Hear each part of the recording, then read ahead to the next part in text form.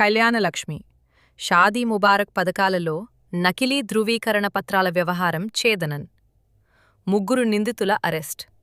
నకిలీ అధికారిక రబ్బరు ముద్రలు, కంప్యూటర్ పరికరాలు, డిజిటల్ ఆధారాలు స్వాధీనం. ప్రభుత్వ సంక్షేమ పథకాల దుర్వినియోగానికి పాల్పడితే కఠినర చర్యలు తప్పవు.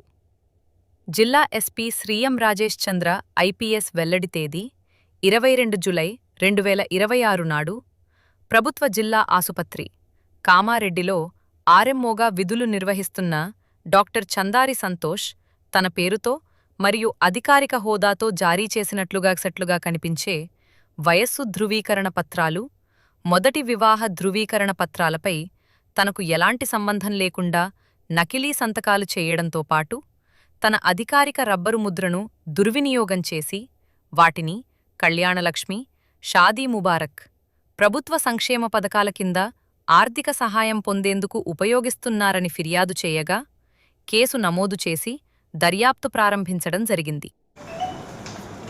ఒక చిన్నపాటి స్కామ్ ఒకటి మనకి బయటికి రావడం జరిగింది.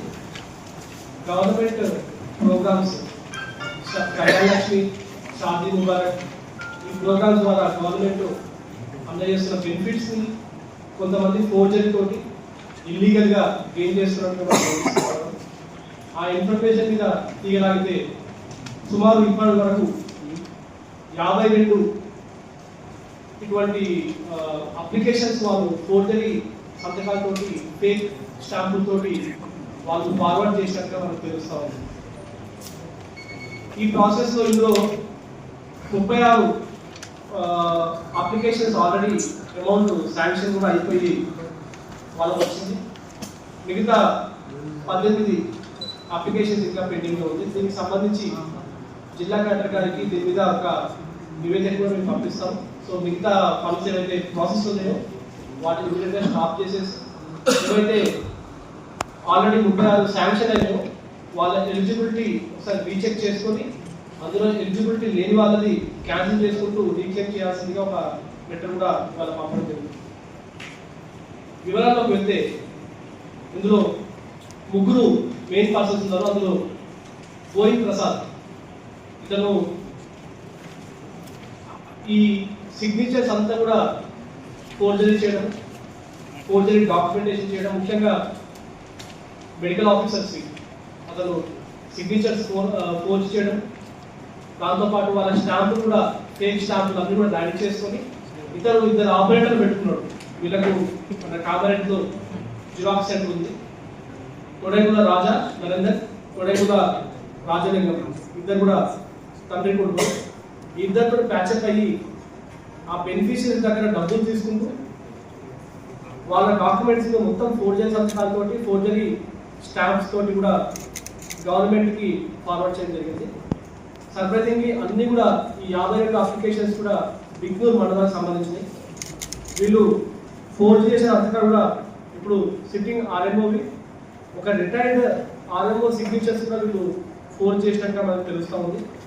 అదే కాకుండా న్యాచురోపతి మెడికల్ ఆఫీసర్స్ కూడా సిగ్నేచర్స్ కూడా వీళ్ళు ఫోర్జ్ చేసేసి డాక్యుమెంట్స్ ఫార్వర్డ్ చేసి మనకు తెలుస్తూ ఉంది. వీళ్ళ మధ్య నుంచి మనము కంప్యూటర్, ఆ ఫోర్జరీ డాక్యుమెంట్స్ క్రియేట్ చేయడానికి monitor and keyboard, mouse, mobile phones, నకిలీ రబ్బర్ స్టాంపులు, ముద్రలు, స్టాంప్ ప్యాడ్స్ అండ్ నకిలీ సంతకాల కోసం యూజ్ చేసిన పెన్నులు, మిగతా ఎక్విప్మెంట్స్ అన్ని కూడా ఫోర్జ్ చేయడం జరిగింది. ఎవరైతే ఈ మెయిన్ గోవింద్ ప్రసాద్ ఉన్నాడో ఇతడు ఒక డిసేబిలిటీ ఐడి కార్డు సర్టిఫికేట్ కూడా ఫోర్జ్ చేసుకొని దాని ద్వారా ఒక ఆర్టీసీలో కన్సెషన్ బస్ పాస్ కూడా తీసుకోవడం జరిగింది. అదే కాకుండా ఇతను మీడియా పేరుతోటి ఎంతవరకు అతని కూడా మేము వెరిఫై చేయాల్సింది. మేము ఒకసారి అక్రిడిటేషన్ ఇచ్చిన వాళ్ళకి కూడా రాస్తాము.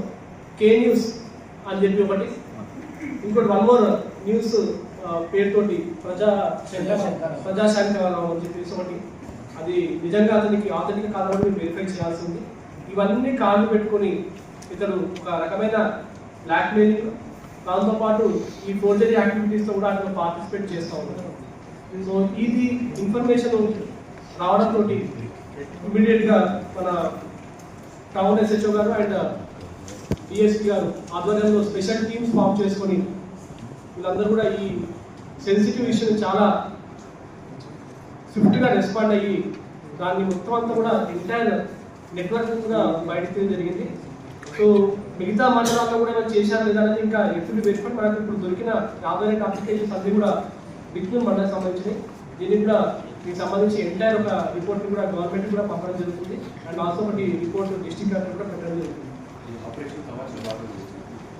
ఇది అందులో భాగం కాదు, ఇది అందులో భాగం కాదు. అందరూ